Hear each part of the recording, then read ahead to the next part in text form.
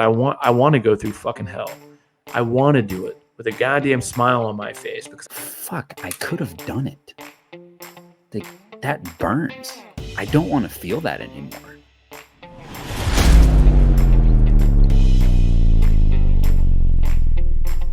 What is going on, everybody? Here for another one, episode 10. Today, we're going to discuss obstacles. we should do a corny ass like fucking confetti in the background, you know, like the iPhone 10 when they went to iPhone X. We're on episode 10. We made it this far. Jesus Christ. Yet we're so far away. I think we got 20-something views on our last video, but, you know, we're in the top 10% because we made it to episode 10. That's all that matters, bro. We could get 10 viewers for the rest of our life, and I'm still happy. All good, bro. Actually, we'll touch on this too, because this is like literally an obstacle for both of us. So this is something that we're probably going to touch on a little bit later as we progress through the conversations. But we were talking, I don't know what you have for me specifically today, because you've been a little secretive about it. But as far as obstacles, one of the things that I was really thinking about is now the way that I see obstacles is completely different from the way that I used to see obstacles in the past, right? Right. Before, obstacles were a reason. They were, I cannot do this because of X, X, and X, right? Now I see them completely different.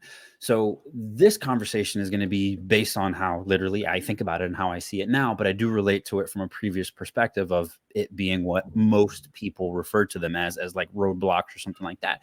But at the end of the day, obstacles from my current perspective are self-imposed to a certain extent. They are a limit within ourselves, whatever that be, whether that be mental, whether that be physical, whether that be something. That obstacle is something that we need to overcome in some way, shape, or form within ourselves, and they are imposed by us.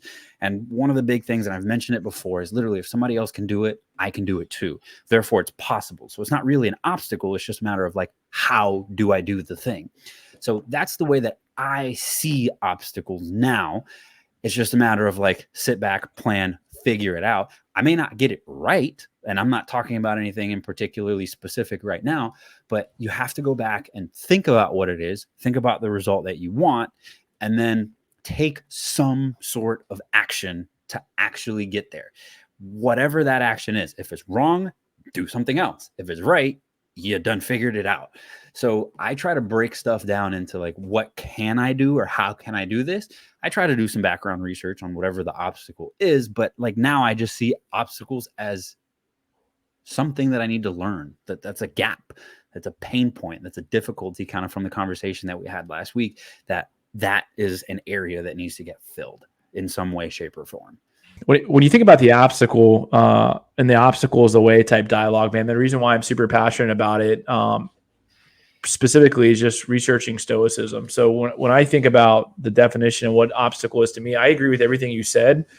You know, a lot of the obstacles are self-imposed in our mind based on the environment that we're in and what we've seen. But, you know, the impediment to action advances action, right? So oftentimes when you're looking at the obstacle, and whatever that could be, whether it's professionally, whether it's personally, whether it's, you know, a relationship, there's something to be said about diving into the darkness or diving into something that you're uncomfortable with. And I think this ties into a lot of different conversations that we previously had. But, you know, I guess traditionally speaking, we don't view the obstacle at the moment in that chapter of our life. We just look at it as a danger, or we look at it as maybe just something in the sort of playing a victim mentality or victim card.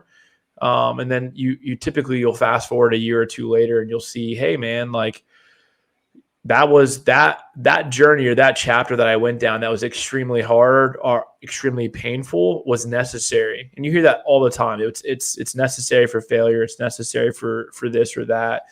In order for you to advance to the next chapter of your life. And I often call it like the advancement of like, you know, you're leveling up in Mario, right? You're going to the next level. And every time you level up, you get a more difficult boss, right? So To me, I agree with everything you said, man.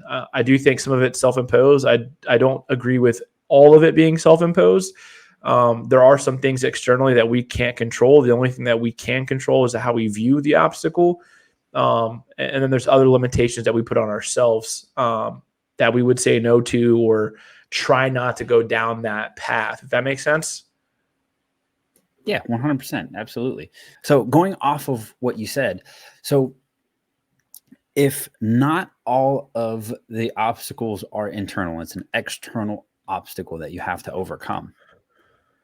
How do you solve that if it's external, right?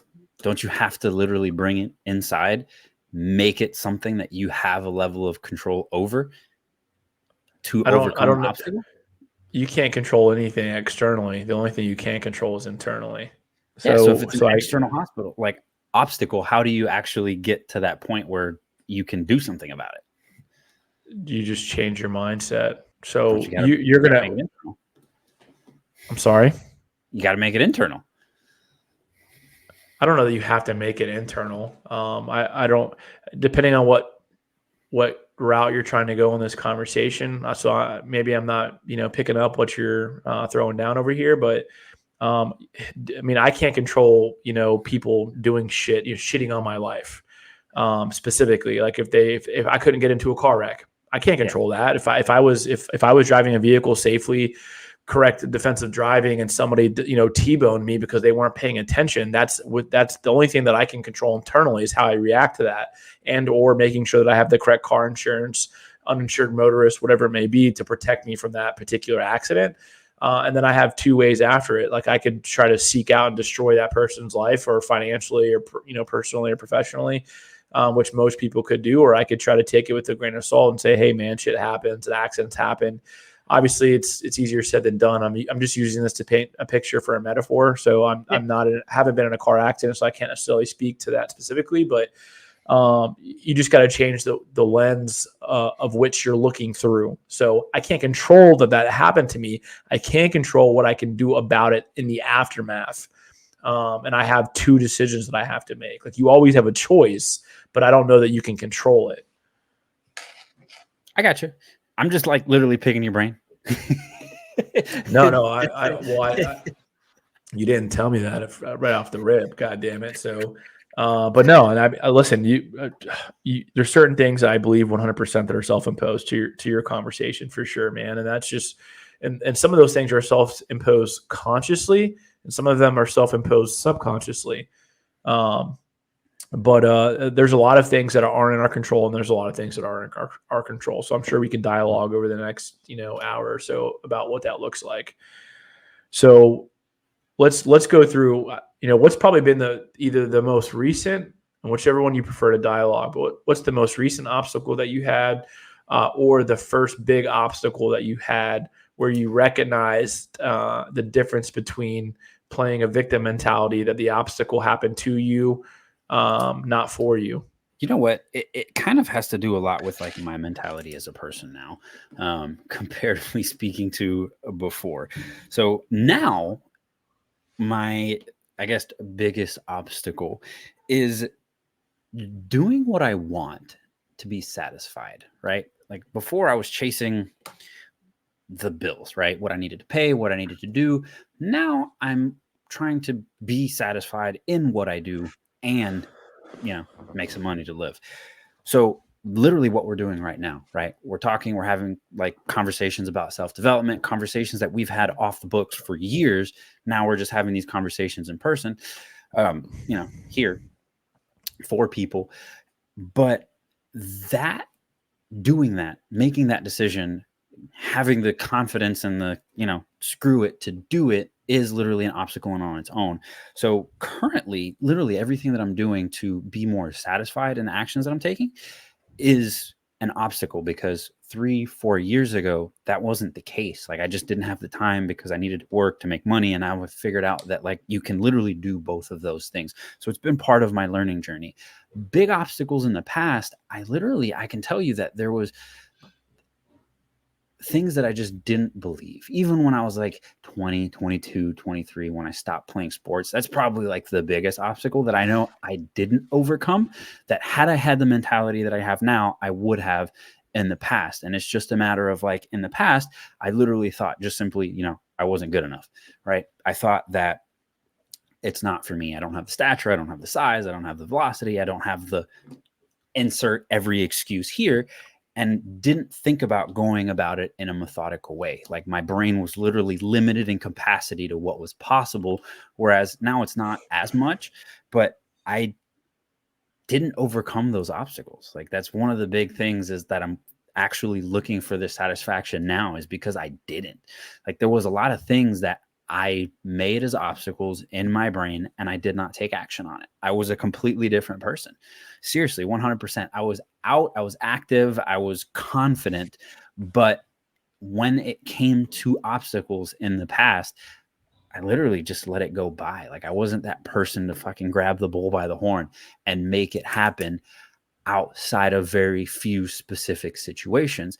And I have them, but the thing that I built, I guess my mentality around in the past was literally that these obstacles were it. Like I didn't think about actually overcoming them. Either it registered as an obstacle and I didn't do it, or it just was something that I was doing and that was it. It wasn't an obstacle.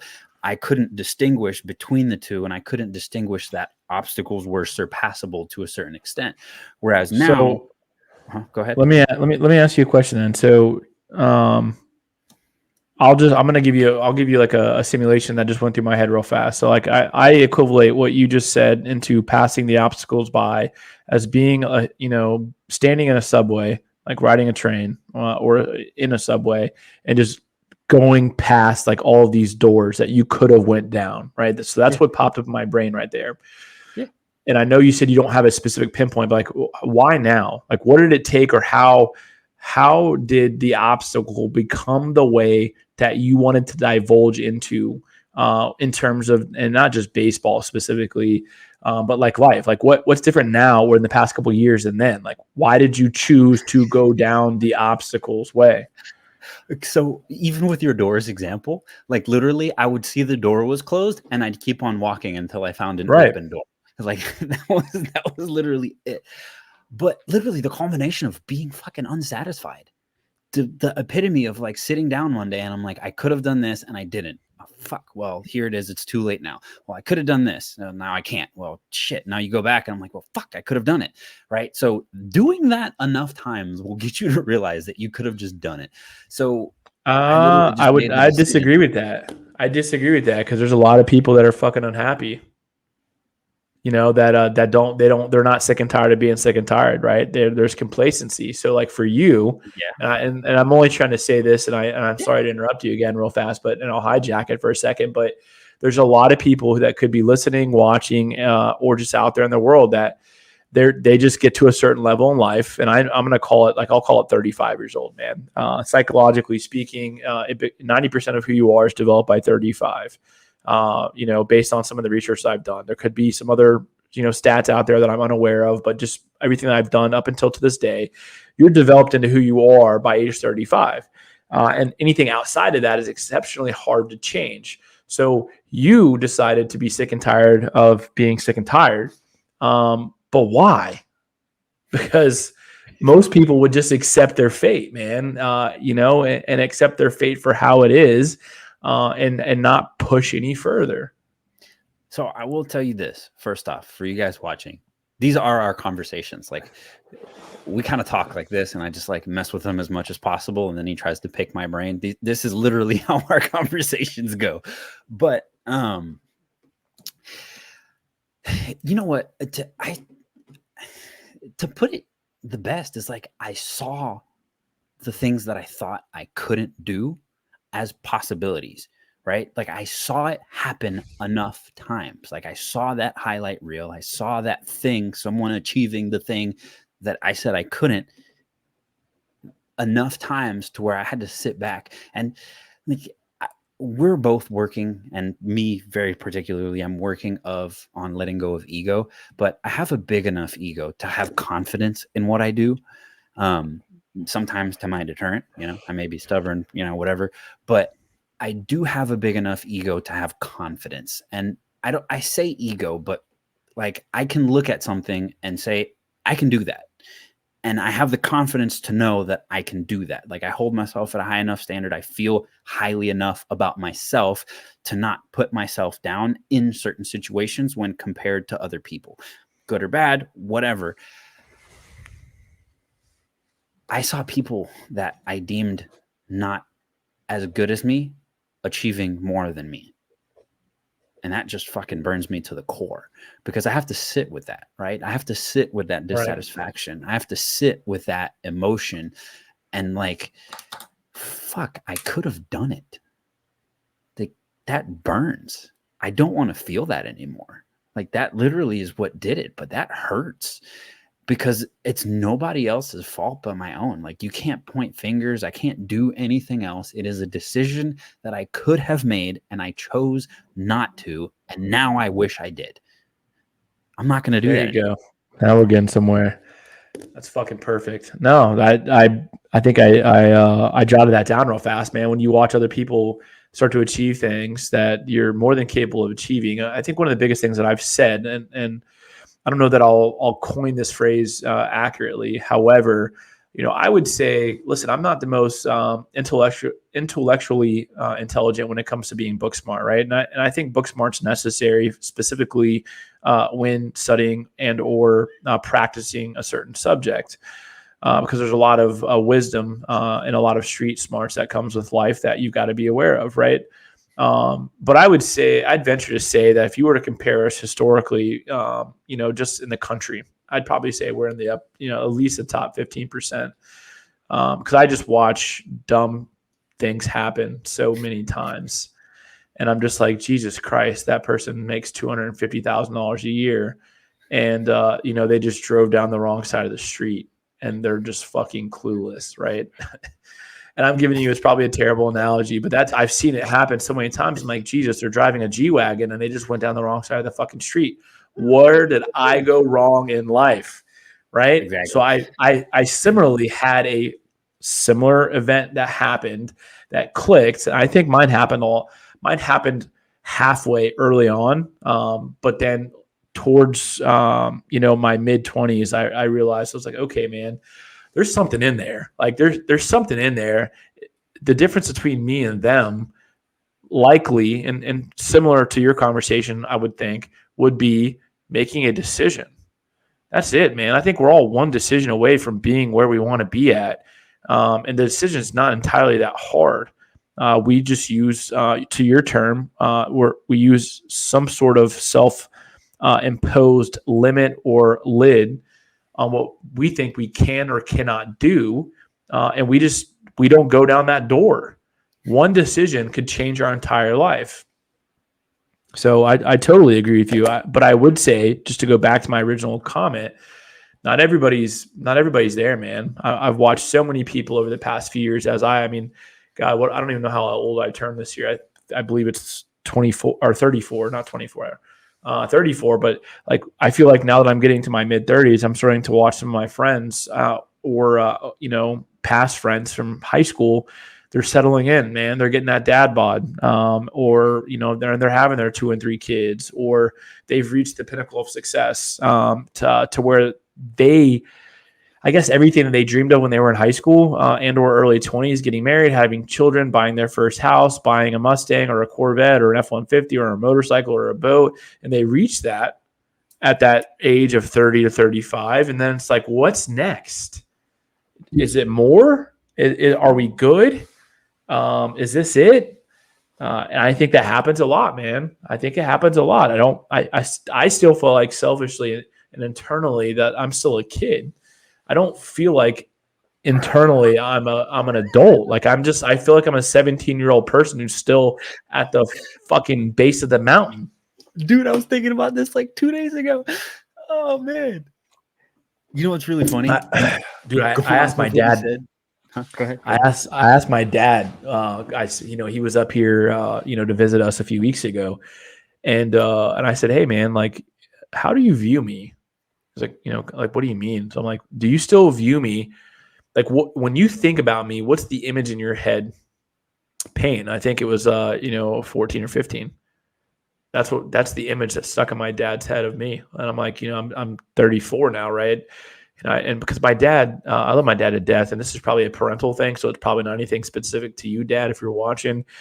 But like, man, like, every time I'm around him, we'll be cooking or I'll be working on something, working on a car, fixing something in the house or something like that. He just like jumps in and starts to like take over or do it. I'm like, I know this. A, either you taught me this years ago, or B, like, how do you think I've survived for the past 15 years that I haven't lived in your house and lived in different states? Like, I figured it out.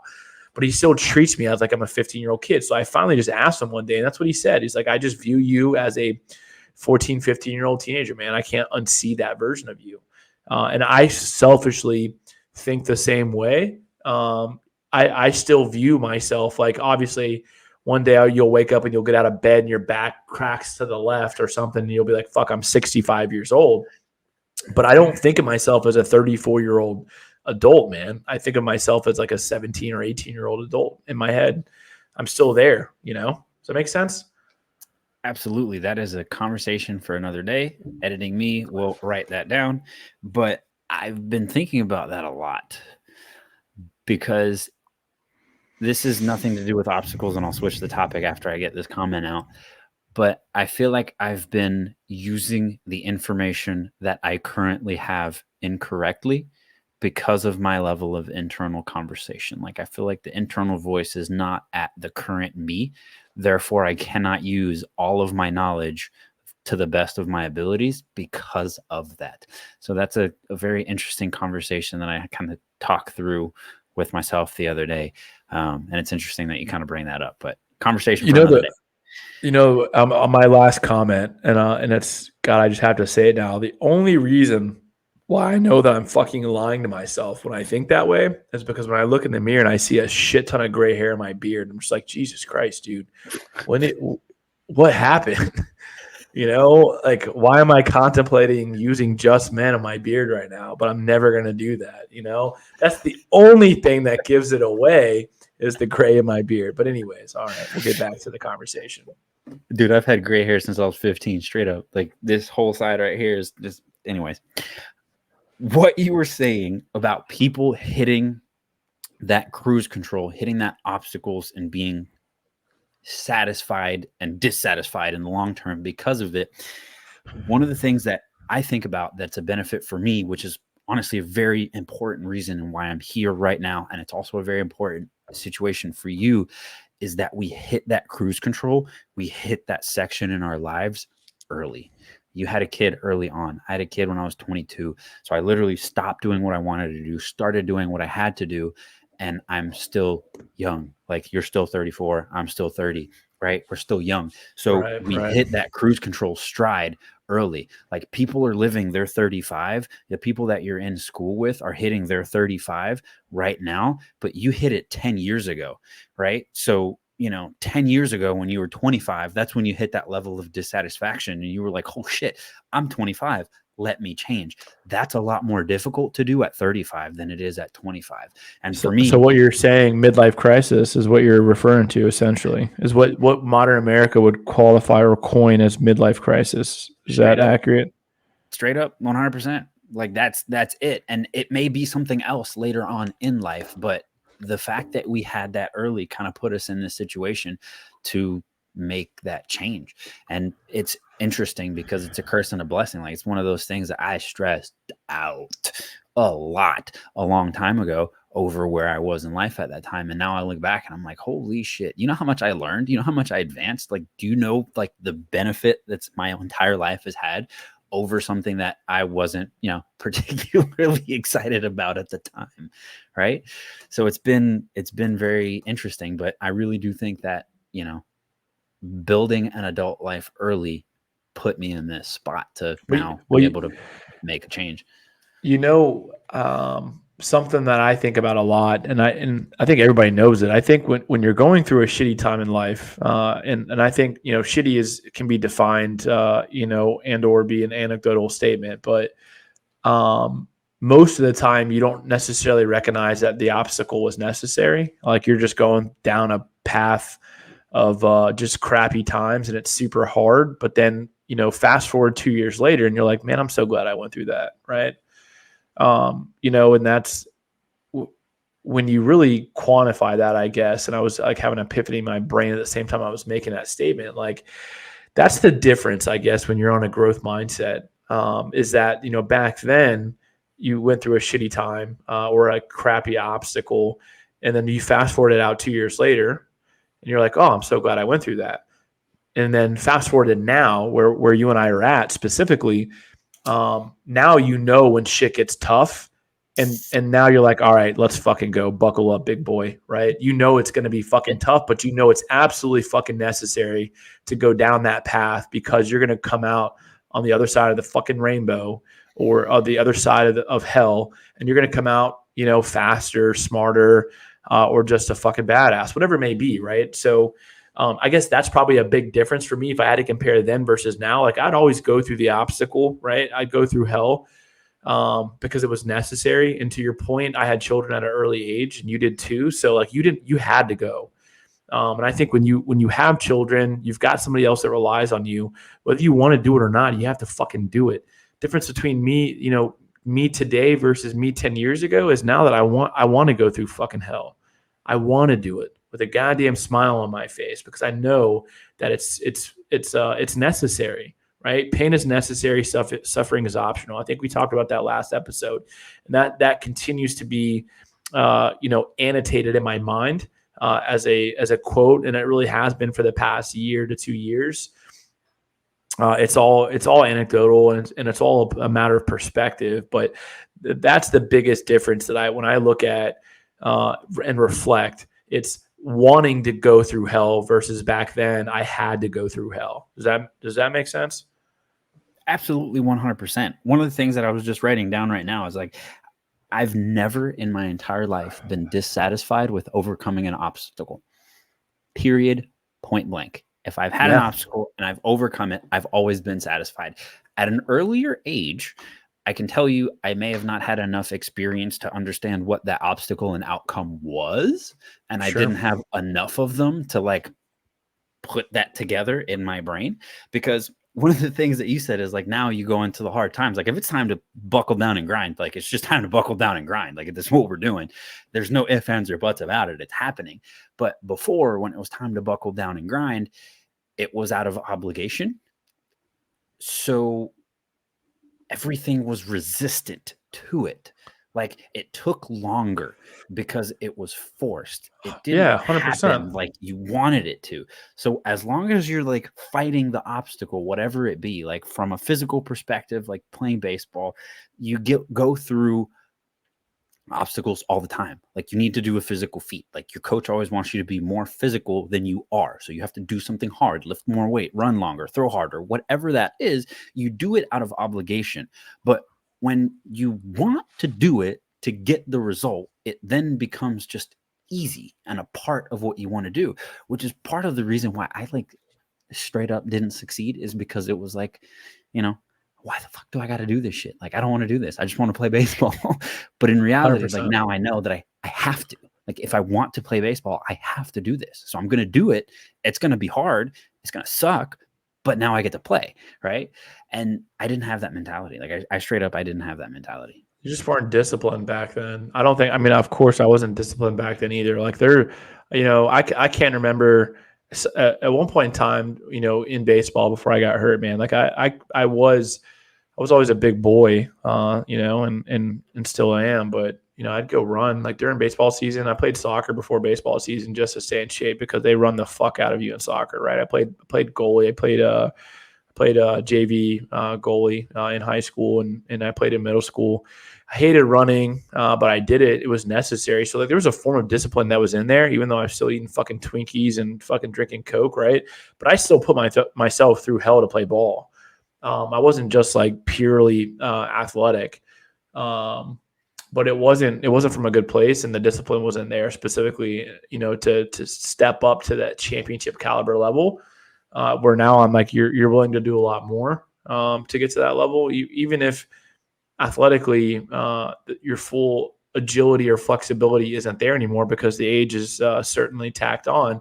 it's still possible, right? And I think we've talked about this before, man. But I'm just so sick and tired of hearing people talk about that their peak in life was high school or college. It's pretty fucking sad, right?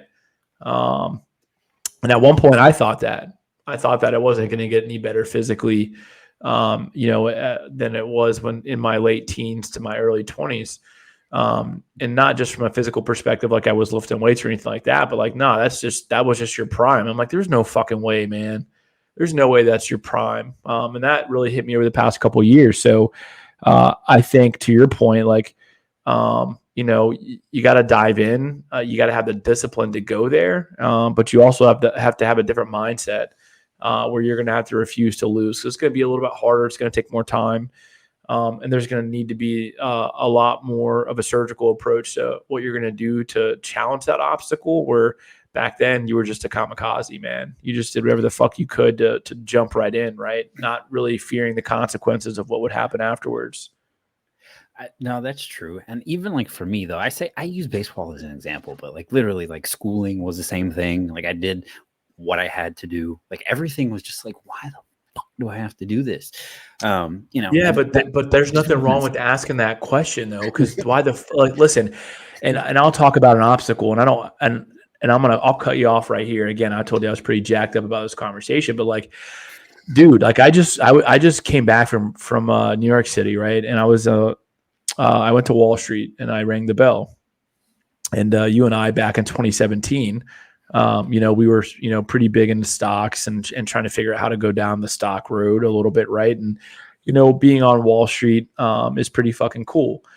And now granted, listen, I'm not the CEO and I'm not a field officer specifically. So it was more or less a field trip for me than it was, having an executive style salary, but just still to be there. The obstacle, for me, man, and somebody I know that was close to me brought this up in a conversation, was like, man, and I said this to you, and naturally, I'm not the only person to do that. But it's like, hey, did you ever think you were going to make it to Wall Street? No. Why? Well, because I have a skull tattooed on the side of my neck. I dropped out of high school, had a kid when I was 18, and I worked in retail. Like nowhere in that sentence and description of my life should I have ended up on Wall Street. Now, granted, again, I went to Wall Street for a company that I work with and work for, and I'm not on Wall Street opening up my own business. But that just, for me, it was a big aha moment, dude. Number one, like you don't fucking need school. You don't need school, right? So when you go through and you're questioning things, why this, why that? Do I need school? Should I have done better in school? Like it's all subjective, man. Like I was a fucking CB student my entire career, dropped out of high school, and I have, God, I'm super close to making some huge financial boundaries happen, and will make them happen in the next couple of years. And I didn't need a fucking high school diploma to do that. So there's nothing wrong with saying, why am I doing it? Just don't go to the extreme edge of the ditch either and say, why is all of this happening to me? Or why am I doing all of this? Like there's a reason for it. And I can appreciate going through, and going to the school that I did too, because I didn't go to public school. And I feel like that surrounded me with dreams, but the dreams weren't the education. What impressed me more, that motivated me, was that I went to a private school and everybody around me was driving Mercedes and BMWs and lifted trucks and Hummers, and Lexuses and stuff like that. And I was driving a 1989 Honda Accord with a bad IAC valve, and waited for all my friends to leave. That is what fucking motivated me.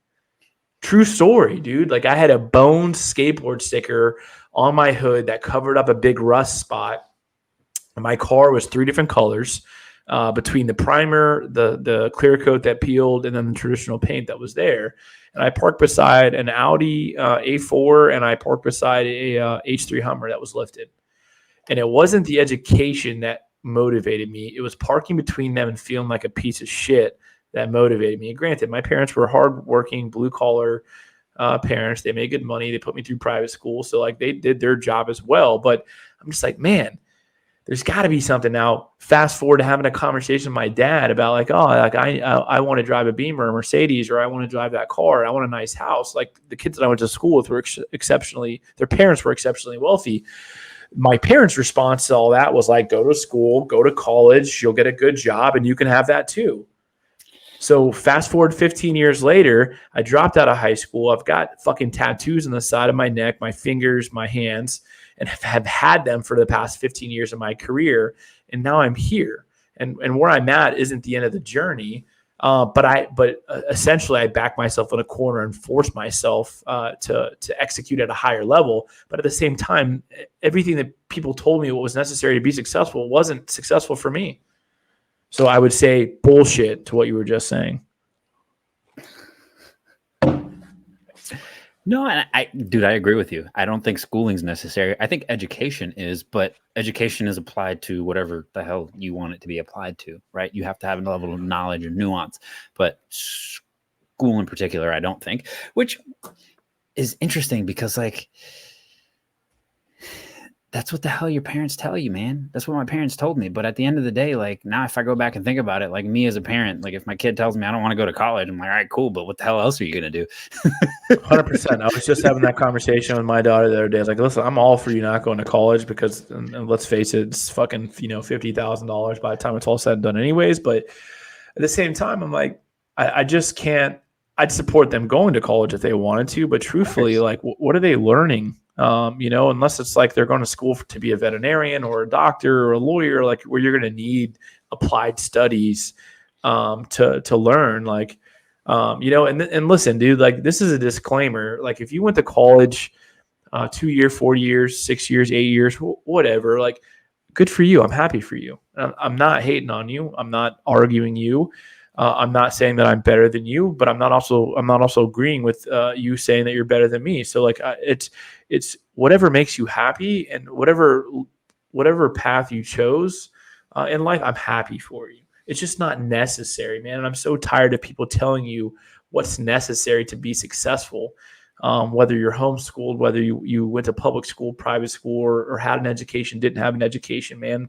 All you got to do is fucking dive in and find out what motivates you, right? And then you have to lean into the obstacle. And unfortunately, the self-imposed comment that you made at the very beginning of this conversation was, I had children at a very early age.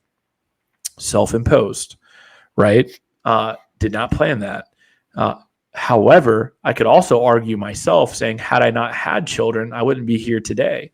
So I'm thankful for having children at an early age. That's also not to say that had I not had children and went to school and or chased a career and decided to get married and then have children later on in life, that I could have been equally successful at the time. But right now, nobody can prove that. It's an anecdotal statement. So, but I'm also happy with how everything happened and the way it happened. And I'm happy with the self-imposed decisions that I made to get me here today. The difference over time was that I choose to look at the obstacle as the way versus the obstacle as an impediment. Yeah, 100%. And I guess I'll just make it off of the college, no college thing. Like, for when it comes to my kid, like I'm not gonna, if he tells me he wants to go to college, cool. But the question that I am gonna ask, and this will be the same question if he tells me he doesn't, is like, why, right? What are you going to do? What's the purpose behind the decision, right? I don't care for whatever that decision is. I care about the why, and are you going to do what's required to get there, right? I care that you're going to take the required action. Whatever that obstacle is, it needs to be had, right? So if you want to do something that requires a college education, then that's the requirement. Now you're going to do it. If it's something that doesn't require that, but it requires a different form of education, what is it? What are those actions? What are you going to do? What's the why behind it? That's really the big thing. Is like, what's the why? What's the requirement, and are you doing it? Like, it's not even, we're talking about obstacles in particular, but like, what's the obstacle to where you want to go, right? Because if you want to be, I don't know, let's just say an entrepreneur, right? College may not be that obstacle, but not going to college is that obstacle, like making that choice to say, hey, this is what people are telling me to do, but this is what I want to do, and this is what I need to do to get there, which may be the opposite thing. So if like you've been, most of us have been told, hey, go to college, go do this, and you want to be an entrepreneur, like if you have the knowledge or you're looking for the knowledge, the obstacle then becomes, how do I go against the grain? How do I go against what all of these people have been telling me? How do I go against what the status quo is? Like, that is your obstacle now.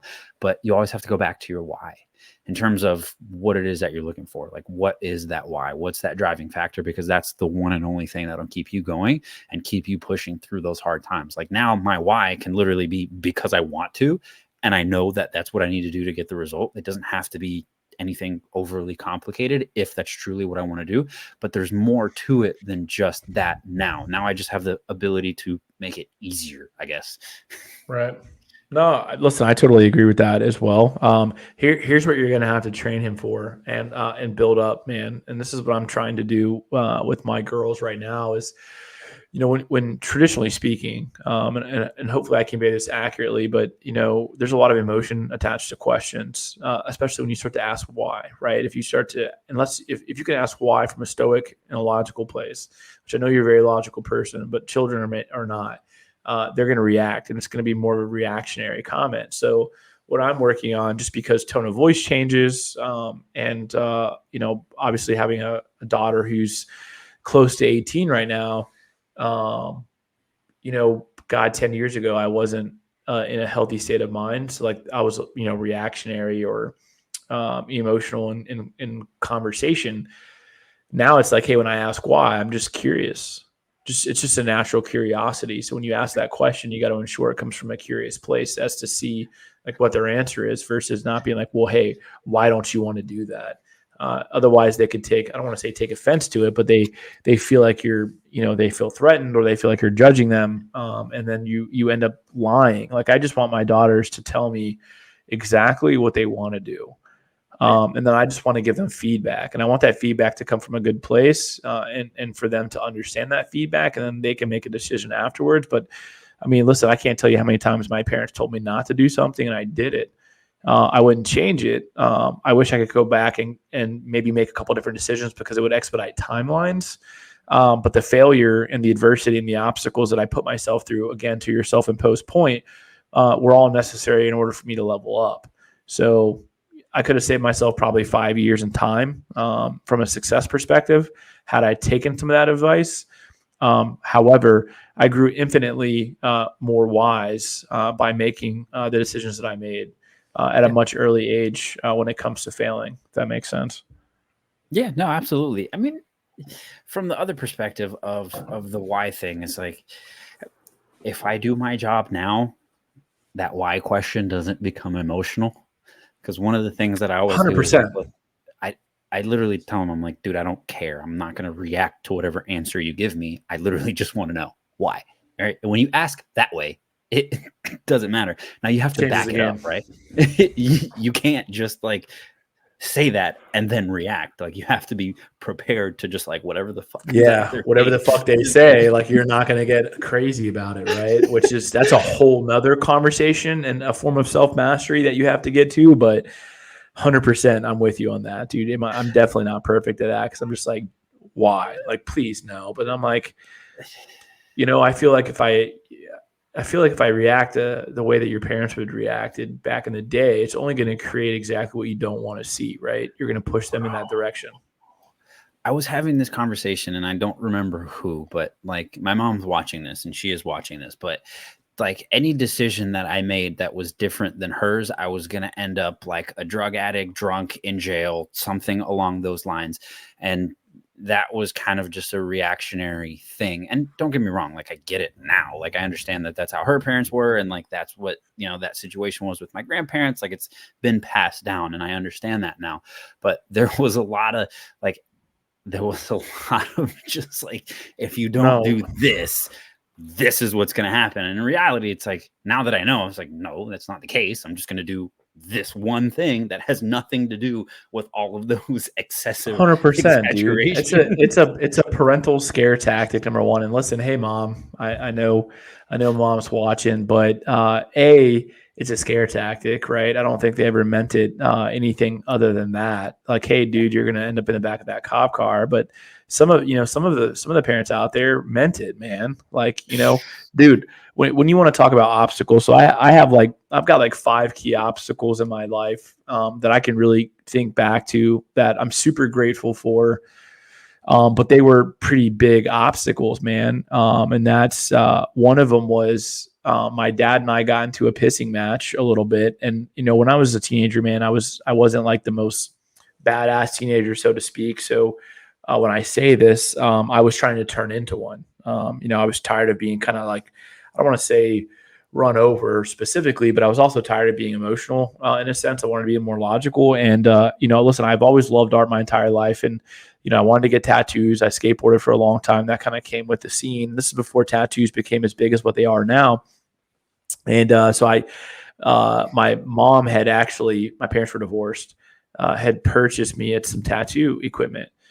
And, she had tattoos, and my brothers and sisters in the military had tattoos as well. Parents were, those were my stepbrothers, right? Stepsisters. They weren't, my father's kids. So, anyways, like I started to tattoo myself at 17, and I tattooed my legs. And one day, it's fucking great. I don't remember what we did that night, but I came out and I forgot that I tattooed my legs, and I had shorts on and a long sleeve shirt. And I literally just came into the living room, and my dad was like, "What's that?" And I'm like, "What?" And holy shit, like it just fucking hit me like a ton of bricks. And I'm like, "It's a tattoo." And I just answered it, and my dad lost it. God, I think he walked outside. He got pretty hot about it, and and who did that? Who allowed you to do that? He was pretty fucking pissed, right?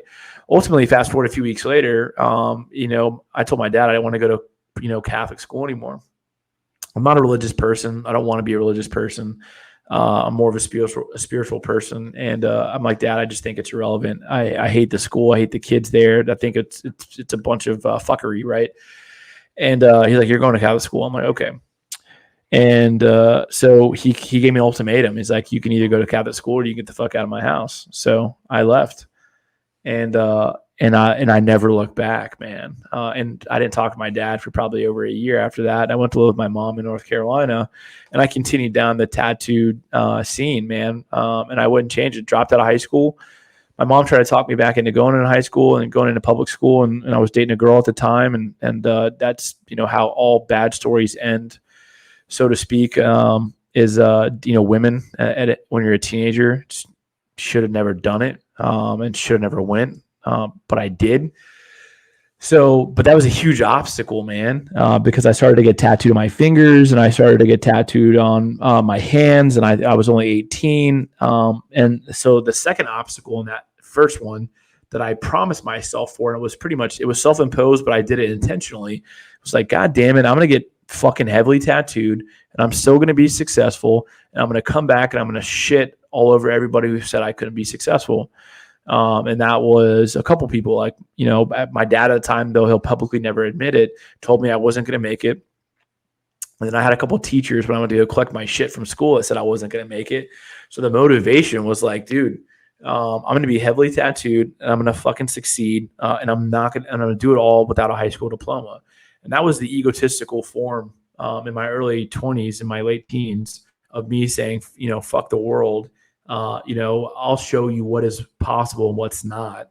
And certainly there was some wavering confidence and some ego in there. And then after a couple of years, there were some really unconfident, scary moments where, like, man, I made the wrong decisions, right? And so there were some peaks and valleys in that conversation for sure. I don't want to say thank God that I made it, because I've always been confident in my abilities, but thank God I fucking made it, because holy shit, I could be living in, 8 Mile, so to speak. And there's nothing wrong with 8 Mile if you live out there. Whatever makes you happy is happy, but I'm just trying to paint a picture here. Like, it could have been fucking bad, dude. So, but it wasn't, man. So those are 2 out of my 5 obstacles that I would think that were life changing, that I ran into, and they were both self-imposed. Yeah, I don't have anything that crazy to follow that up with. No, man. No, you were probably more conservative in your approach, other than having a child at 22, which really isn't that bad because, that's just normal nowadays and was kind of normal back then too. But no, mine was pretty intense, man. Mine was pretty intense, but I wouldn't trade it for the world. And that's why I'm so passionate about this conversation. Listen, I've read a book on it, The Obstacles Away by Ryan Holiday. And it stems from Stoicism specifically. And Marcus Aurelius really coined the phrase, the obstacle is the way, in his book, The Meditations. And that's, that will forever be ingrained into my mind, man. And I, as a leader and as a teacher and as a student to this game, I have that conversation, at least 3 or 4 times a week, man. It's, if shit's tough in your life right now, you're there for a reason. And to me, life is like a broken record, right? So the metaphor that I use that I hope I can paint a good picture on is that the obstacle is the way, and it's a record. And until you recognize the obstacle is the way, that record is going to continue to skip, and the universe is going to kind of boomerang back to that same issue until you pass that level. No differently than playing Mario, you can make it to the end of the level, and you've got to beat the boss. If you don't beat the boss, you're going back, and you're going back until you beat the boss. And that, to me, is life. Now, the obstacle may change and the scenery may change because there's a lot of uncontrollables in life. But until you recognize what's in front of you and that it's necessary for you to achieve and to beat that obstacle, it's going to continue to come back. And most people don't recognize that. They're just going to say, why is this happening to me? Why does this person always cheat on me? Why do I always get fired? Why do I never make great money? Why do I always get evicted? Like, they don't understand the things that are happening to them because life is giving you the opportunity to correct your decision and to beat the boss or the obstacle, right? But you continue to make the same fucking decision. You want to lose weight, but then 6 weeks later, you still eat the goddamn Twinkies. Come on, right? You are living in your 17-year-old brain. Twinkies aren't a thing anymore, bro. No, they were bought out or they were retired, but they came back. They're still out there. I saw them on the shelf the other day, bro. What was that movie? Was it Zombieland? I think with Woody Harrelson in it, and they hit the Hostess fan because of all the zombies, and they get a bunch of Twinkies and they don't expire. But yes, Twinkies are still a fucking thing. People might not eat them like they did back then, but still, you know what I'm saying? God damn it. I know. I just had to mess with you for a little bit. It's the skipping fucking CD or the radio station that just only plays in the one radio station until you beat the level. And people don't want to beat the level. They accept it. Like, here's what I would say about, and I think Heather and I were talking about this the other day, but we're talking about marriage, right? And people get divorced. And personally, and I have no facts to support this, but the reason why I think people get divorced is because they're not self-aware, and they seek happiness externally from somebody else, not realizing that they're the ones that caused the unhappiness in the first place. So the reason why divorce exists, like, you're gonna find another woman who's gonna, and maybe they find another woman or another man in another chapter of their life where their frontal lobe may be more formed, or maybe they're more mature. And they're tired of, and they recognize it after the years. But like, most of the time, unless you marry a really bad person, which does happen, just an analogy, they just don't see it in themselves. And then they're like, oh, fuck, my ex-wife was right. I was fucking retarded. Or my ex-husband was accurate. I was a nagging asshole. Like, whatever it may have been, that there's truth to those stories, man. Yeah. We're just not there or self-aware enough to correct them until somebody else comes along to teach us that. I don't know. I went in 7 different directions right there, but hopefully I painted some images in there. You can ask a couple questions if you like. I had a few thoughts, but I do this thing where I actually listen, so they're gone now. No, it's okay. I don't listen. I just think. So that explains everything. I will say this. So I did have like one of those like self-imposed obstacles that I guess I did have, and it comes into fatherhood is right. I had the plan and idea to like, get with someone, be married, raise kids, not separate. And that's not the situation that I'm in. So for a very, very long time, I I put an obstacle on myself, and it really is what it is to that I couldn't be a good dad, or I couldn't always be there because I wasn't always there. But in reality, like now, one of the things that I realize is I don't need to be there every single moment to have an impact on my kid, right? I thought about this for a long time, and it was one of those things that I really suffered over internally, that I wasn't able to be there and that I wasn't able to do something. And I fought to an extent for a relationship that I should not have been in 100%. But I fought for that to try to have that dream fulfilled. When in reality, like, I know that my kid's going to respect me because I care about his outcome, right? I do the things that Right. I need to do because I do the things that he needs, right? Like, I'm not doing it for me, I'm doing it for him. So having that obstacle overcome in my mind, it was not something that I needed to do anything. Like, it wasn't a physical activity, it wasn't anything external. It was 100% internal, that I needed to look inside and realize what's the outcome that I want, right? I had to be able to sit with myself and say, in 20 years, in 18 years, and whatever amount of years, I don't remember when I had this conversation. I think it was like 1.5 or 2 or something like that. But in X amount of time, what do I want my kid to be able to say about me as a father? Right. And ultimately, I know he's going to say whatever he's going to say, right? He's in his world. I'm in my world. Like, we interact, but we're still two different people. But I want him to be able to say that I was always there and that he got what he needed from me in whatever advice, whether that be, a shoulder to cry on, or whether that be somebody to push him through whatever it is that he needs to do. Like, I want to be able to do both.